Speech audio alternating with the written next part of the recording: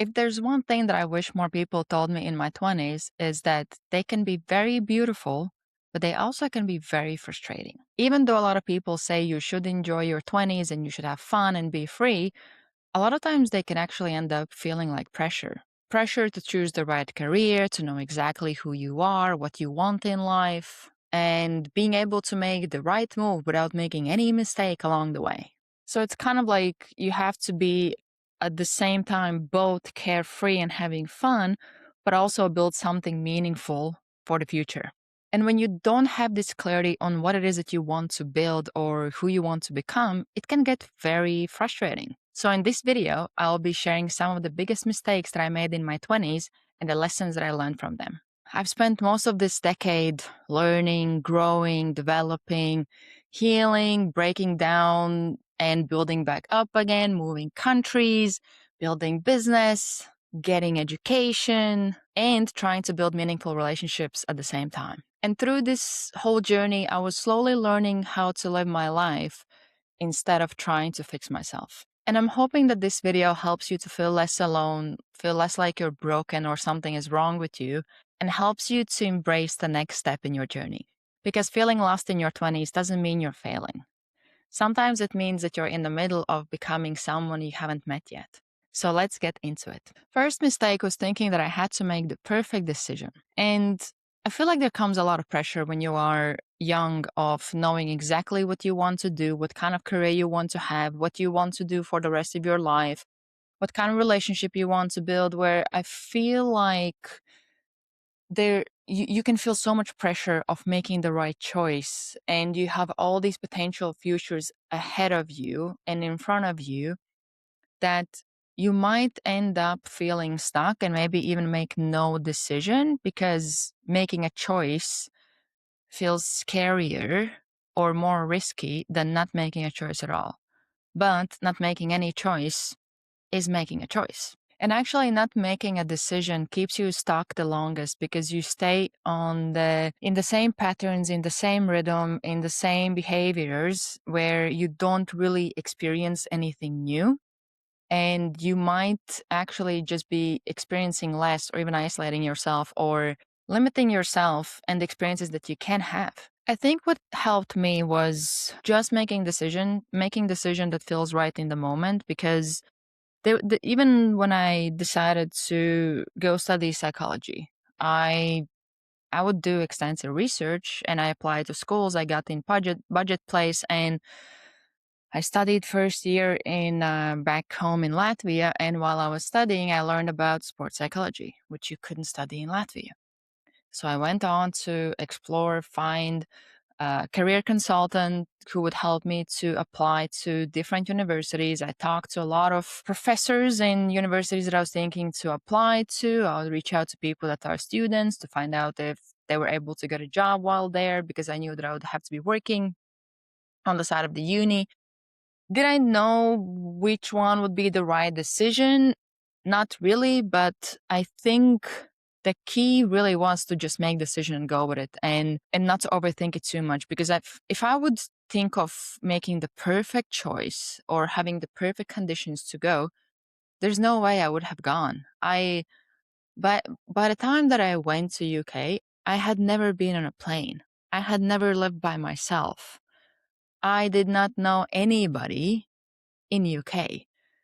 So I was not ready. And I don't know if that was the right choice, if that was the perfect choice, but it was a choice. And it brought me so many experiences, so many lessons, so many new people that I met. I am very grateful for that. And that's a chapter of my life that made me who I became for the next chapter. Same thing was about moving to Estonia. There was no plan, there was no strategy. It actually happened very, very out of blue and very quickly. That might be a story for another day, or maybe you have heard, or I might have talked about it on Chase the Impossible, but it's something that came from, I read the book Surrender Experiment. And as I was going through the experience of things aligning for me to move here, it just felt right. So I just went with it. There was no overthinking. There was no trying to get this sense of certainty before I moved. It just felt right. So I just went with it. And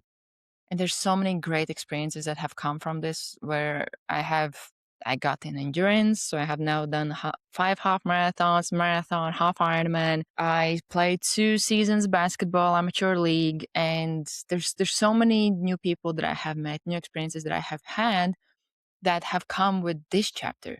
And I did not know what's the right decision, but I feel like you just have to make the choice and you need to go with it. And if things don't work out, at the very least, you know, you have the experience, and the experience is something that nobody can take away from you. I had the same thing with starting my podcast. I did not feel ready. I actually was afraid of being seen and being in front of camera, but it just felt like the right thing to do, where now I have 2 podcasts, and that's one of my favorite things to do. But when I started, I was in mindset that I'm bad with people. I don't really like to be in front of camera. I don't like to be seen. And now all of that is not the case. So also with taking these steps or making these choices, you will learn a lot about yourself that you have been wrong about, or maybe you had these assumptions of who you think you are. And then as you go in this journey, you start to see that, maybe that's not the case. Maybe I actually enjoy this. Keep in mind that action teaches you way more than experience will. My first 7 years in self-development were pretty much majority of the time reading books. And I would say moving to UK within the first week, I grew so much more than I did in 7 years of reading books, because you're just immersed in the experience. You have to apply all the things that you have learned. You're just thrown into the real life and just have to figure things out. And there was a lot that happened within the first week, but that's one of the shortcuts if you want to have growth, if you want to expand and learn about yourself, is to actually go and have those experiences. Don't overthink of where it's going to lead, what is the meaning and all those things. If it feels like it will help you to learn something new about yourself and have new experience, build new skills, just go for it. The second mistake that I made was thinking that life purpose was supposed to be one thing. I feel like we are fed this message of you need to know exactly who you are, what you're about, and find what is the career you want, or what's the mission of your life, where there are people that get that early on and they're very clear, but you also might not know. You might need to go and explore, you might need to have experiences, and you might have more than one thing that you're interested in, that you find meaningful, and that you want to pursue, and that's completely fine. It doesn't have to be just one thing. Where I think that's something that I would struggle with for a long time, because since I was very very young, I was really into psychology. So for the longest time, I thought that's my thing. That's what I need to focus on. But I'm also into sports. I'm also into business, self development, all kinds of different mental challenges. A lot of it does come back to psychology, but the moment I stopped limiting myself within this one area and I started to explore more, I feel like I became more, and having more dimensions of myself has helped me to connect with others better and embrace more of who I am and just follow my curiosity, and also just have fun along the way. It doesn't have to be this, like for example, with half Ironman, I'm not planning to be a triathlete now. That was my impossible. And I went on this journey to prove myself I can train pretty much from barely finishing half marathon to getting to finish line with half Ironman within 90 days. And I had done no road cycling ever. I have done no open water swim. So that's where I had 90 days to figure it out. And that was quite a summer, but, but I wouldn't have had it if I thought I have to do this one thing that I'm sticking to. I wouldn't have gone down that path. I wouldn't have had that experience. But because I was open to exploring something that felt right in the moment for me to pursue or challenge myself in, I did it. I finished it, and it's a great highlight of my life. And it gave me a lot of lessons and a lot of insights that I can take on as I continue my journey. So if you feel like you don't know your one purpose, nothing is wrong with you. Try to check in with yourself. What are some of the things that you're interested in? Go do things that bring you joy, you feel like they're fun, they're quite exciting to do, and and just follow those, do those. And with time, you start to get some more clarity and follow your curiosity. You might have pivots, you might have changes along the way, but that's the point. That's life. A lot of it is random, as much as we want to think that we can control everything and we can have full certainty of life and what it will bring us and what it's about. There's a lot of randomness in it, and that's fine. That's the beauty of it. The third mistake I made was putting myself in a box too early. I had this idea of who I am, what I'm about, what I like, what I don't like, what I'm good, what I'm not good at. And very early on, I put myself in a box where I treated those things as facts instead of questioning them, challenging them, and exploring. I believed I'm not a runner. I can't run long distances. And now I have proved myself wrong. And it's just one of the areas in which I have completely shifted around my perception of myself and what I think is capable or not capable for me. A lot of what you think is your personality or who you are or your identity, it might just be very bad programming or a lot of limiting beliefs that feel very real and like they are facts about you. Like, for example, I thought I am bad with people. I had this strong belief that I'm bad with people, I'm boring, I'm not interesting. And so, what I did 4 or 5 years ago is I decided to just start talking to people and reach out to people, have conversations. And I learned that I actually love connecting with people. I love podcasting. I'm very curious. I love to have conversations with people. I always enjoy catching up with people in my network, and I find it very, very fulfilling to do these things. It's one of my favorite things to do. But if I had believed that, well, I'm an introvert, so I'm bad with people, and I don't really have the right skill set and all those things, I didn't even think of skill set. I just assumed I'm bad. I wouldn't have had these experiences. I wouldn't have found something that is one of my superpowers and one of my best skills that I'm now teaching others to develop. So one of the most dangerous things you can do in your 20s is to very quickly or too quickly decide who you are instead of exploring, having new experiences, learning new things, and challenging those beliefs that you have about yourself. So go and try new things, and not because they now have to become your career or the sports that you do or the main hobby that you have. Do it just so you can explore, just so you can learn about yourself, so you can have more broad perspective.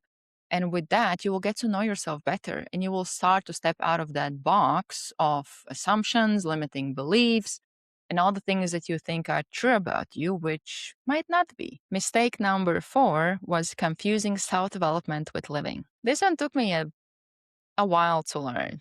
In my early teens, I got into self development, into psychology. I was reading all the books, watching all the videos, going to lectures. I went as far as studying 1 year psychology and finishing bachelor's in sports psychology. So I was very, very into this world. I was also doing coaching and self development classes, all these things. I was really into the world of self development, and I wanted to improve everything: my discipline, my self control, my triggers, my emotional awareness, my body, my future, everything. You name it, I wanted to work on it. A lot of it helped. I don't regret it. It has given me a lot of clarity, a lot of insights, a lot of tools that I can use not only for myself, but when somebody needs help in pretty much any area, I have resources or I have places that I can send them to that can be helpful for them. But the mistake that I made here is that I was trying to live and understand myself from outside in instead of from inside out. I was learning and studying more than I was living. I was being in my head more than I was actually living in real life. I was thinking about life and planning life more than I was actually living it. And I was also trying to fix myself before I allowed myself to have fun, let people in, go and explore, embrace the messiness of life, and really embrace and accept myself as I was. And don't get me wrong, healing is important, growth is important, learning is important, development is important, but you are not a project that needs to be completed before you are allowed to live. You don't need to be fully confident before you go out there and start a conversation with a stranger. You don't need to be fully fit before you go and sign up for your half marathon. You don't need to have your whole identity and purpose figured out before you go and try something new. And you definitely don't need to become some kind of optimized version of yourself before you let somebody close. And also keep in mind that some lessons, they come only through experience. For me, most of the lessons actually have come through experience. You learn patience by doing things that require patience. You can read about courage for years, but at some point you actually need to go and do the thing that scares you. And you can watch videos about confidence for forever, but at some point you need to go and have that conversation, post that video, and sign up for that class. Self-development is not supposed to be a place where you're now hiding. It's supposed to support you being able to live more fully. Mistake number 5 was comparing my timeline with people that have different starting point. I would see all the people that were ahead, they were succeeding, they had these successful businesses, they had this perfect life, incredible relationship, and I would always feel like something is wrong with me, or I'm behind, or the whole list of things that we can come up with when we feel like we are less than, or we're not at the place that we see others being at. And when you're in your 20s, that comparison could actually very mess you up, because I think it's hard in that moment to think that or accept that we each have different speeds at which our lives progress. We have different circumstances, we have different backgrounds, we have different things that we need to work through internally before we can even sometimes step to the starting line, while others are already well off on their way.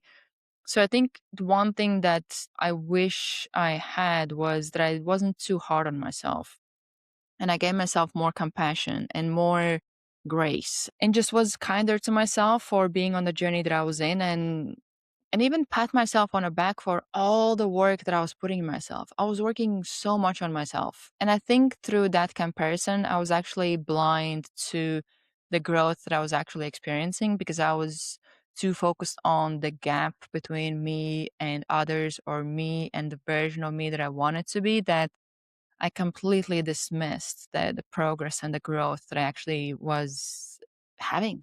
So just keep in mind that we are not all starting at the same place, but also we are not all headed to the same destination. So maybe instead of thinking, why am I not where I want to be yet? Focus on, how much have I overcome? How much have I grown to get to where I am today? Mistake number 6 took me a while to learn, and that is that I assumed that I need to figure everything out alone. This was one of the hardest patterns for me to face, because I grew up thinking that I always had to be the strong one. I always had to be the friend that had no problems, or if I had any, I had to have them resolved, and only then I can show up to the friendship. And I was always the one that was the peacemaker. I couldn't have any problems or any internal challenges, because I had to be there for others. That was my job as a friend. And I took it in my life where I thought that, well, my journey, I have to walk it alone. I can't ask for help. That's weak. Or now I'm going to become a burden to others. So I have to figure everything out by myself. And even though it can give you a lot of independence and critical thinking and all those things, it can make your journey much or progress much slower, because for me to get an insight that I could get from like a mentor within 5 minutes, it might take me 5 years, and I might still not get it. So I think that there's pros and cons to doing things alone and figuring things out yourself, but I feel like there's this healthy balance that you can find where you don't fully rely on others, or you don't necessarily are in a place where you need others to be self-sufficient person, but at the same time you're able to ask for help when you need it. You're able to reach out when you feel stuck, and you're able to let people in and allow them to help and support you at times when you need it the most. Because when you try to do everything yourself, you end up isolating yourself, and now you're just within your mind. So you can't really expand. It's very hard to expand your thinking if the only reference point is yourself and your past experiences, especially if they are very limited. in nature. So it's very hard to kind of step out of that loop unless you have somebody who, I know that for me, it has been very helpful to have people that just having conversations with them and seeing how their mind works, what are their beliefs, how do they approach certain things, certain challenges, or what's their thinking, or how they strategize in life, how they set goals, all those things, kind of how they operate their lives. If I observe how they do it, literally through that osmosis, I start to change the way I think, the way I approach things, the way I resolve things, the way I regulate myself. So there's a lot that can come from having that positive impact from people that you surround yourself with. And you can be very strategic with the people that you surround yourself with, because it is very, very important to have safe people, people that have your best interest at heart, and they will be there when you need them, not just when it's convenient for them. Just keep in mind that being the strong one doesn't mean that you always have to do everything alone. Sometimes being the strong one is being able to go and ask for help. Mistake number 7 was looking for my worth in helping other people. So, to continue on the being the strong one narrative, I learned that I am worth when I'm useful. So I became this person who is always available. I would always help. I would always support. And that was the only way how I knew to feel worthy or that I had any worthiness. But there's a difference between helping because you want to help and helping because you need to feel better about yourself, or that's the only place where you draw any sense of worth from. Because I literally was trying to, for the longest time, I was trying to help myself by helping others. It didn't go well because I would literally be relying on them valuing me, appreciating me, and giving me that feedback that I was helpful. Because every time that I would help and I got this feedback, I would feel a bit better about myself. But deep down, I did not have the self-worth. I did not have the confidence. I did not have the belief because I was looking for it externally. And over time, I also started to resent people that I would help because I felt like I had to help them. I felt like I can't say no, because if I say no, then now they're going to reject me, and now I'm going to feel bad about myself, and I'll be alone. And I was very afraid of being rejected or for others not liking me. So I would say one of the biggest shifts for me has been that I can care for people genuinely without abandoning myself. And I'm able to say no. I'm also able to care from the distance instead of trying to go and fix people or anything like that. I have been able to set that boundary where I'm available and I'm there. I'm there to support and help, but it's not something that I need to rely on to feel good about myself. It's still in my nature to want to help, but it's not coming from a place where I need to help to feel better about myself. So, last mistake, coming back to feeling lost in your 20s, was that I believed that feeling lost meant that I was failing. But I don't believe that anymore. I feel like there's, first of all, there's something beautiful about being lost, because that's where you explore, you have new experiences, you're out of your ordinary, you're out of your normal, you're out of your comfort zone, and that's where you actually grow the most. Because the longer I stay in my comfort zone, the more I stick to things being the same, not really developing, growing, the more miserable I start to feel. That's me. For somebody else, that might work. For me, I feel like I always need to be growing, I need to be developing, I need to explore, I need to learn new things, and I need to look for different ways so I can bring those lessons back to others. And that's where, for the longest time, when I would be on this journey, I would feel lost, or I would feel like I'm not sure where I'm going. I have no idea what I'm doing with my life. And I learned that, first of all, I'm not the only one.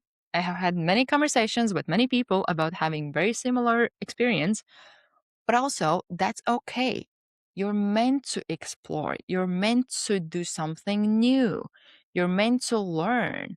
That's the whole point of having experience. So if you're in your 20s and you think that you're failing, you're not. Just try to approach this season that you're going through with curiosity. What can I learn about myself? What can I try? What is something new that I can go and explore? So here you go. Those are my mistakes in my 20s. I think the main lesson for me was that a lot of your 20s are about becoming, about learning, having experiences, and not all of them need to become these grand visions. Some of them can be just small insights that might lead you to the next thing or might lead you to the big thing. So try not to pressure yourself into having all the answers right now. You just need to take one more step and allow the life to teach you from there.